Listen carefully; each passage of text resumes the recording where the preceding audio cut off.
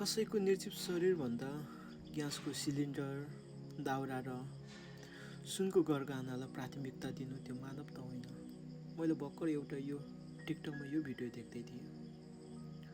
जब मलाई यो भिडियो देखेपछि म आफूले आफूलाई सम्हाल्न सकिनँ। मेरो मन यस्तो रोयो कि यो भिडियोमा चाहिँ एकजना दिदीलाई त्यो खोलाले बगाएर चाहिँ खोलाको साइडमा ल्याएको थिए र त्यो लासलाई चाहिँ धेरै मानिसहरूले हेरिरहेको थियो।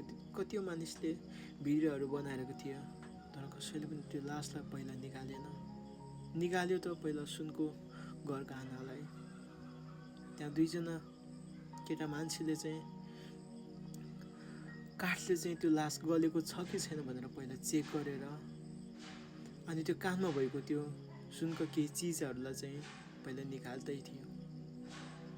आज केही व्यक्तिहरूको कारणले गर्दा नेपालमा चाहिँ मानवता भन्ने चिजै छैन भनेर चाहिँ कति मानिसहरूले यो तरिकाले बुझ्छन्।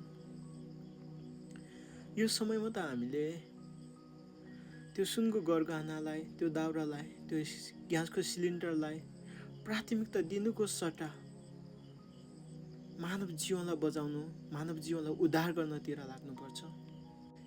किनकि यो समयमा त हामीले अरूको पीडामा हामीले साथ दिनुपर्छ, मानवतालाई हामीले कायम राख्नुपर्छ। आज यस्तै व्यक्तिहरूको कारणले गर्दा नेपालमा चाहिँ मानवता भन्ने चिजै छैन भनेर बुझ्ने।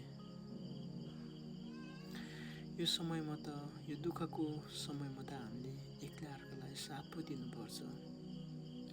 उहाँहरूको पीडामा हामीले साथ दिनुपर्छ, मानवतालाई हामीले कायम राख्नुपर्छ। हामीले भौतिक वस्तुहरूलाई प्राथमिकता दिनुको सट्टा मानव जीवनलाई चाहिँ उद्धार गर्नेतर्फ हामी लाग्नुपर्छ। हामीले हाम्रो जीवनलाई चाहिँ हल्का रूपमा कहिले पनि लिनु हुँदैन, किनकि हाम्रो यो जीवन छ नि कुन बेला समाप्त हुन्छ कसैलाई थाहै छैन। हाम्रो जीवन चाहिँ छोटो छ र समय चाहिँ अनिश्चित छ। यो दुःख अनि यो पीडा, यो समस्या भोलि हाम्रो घर आँगनमा पनि नआउला भन्न सक्दैन। आज अरूको आँसु भोलि हाम्रो आँसु पनि हुन सक्छ।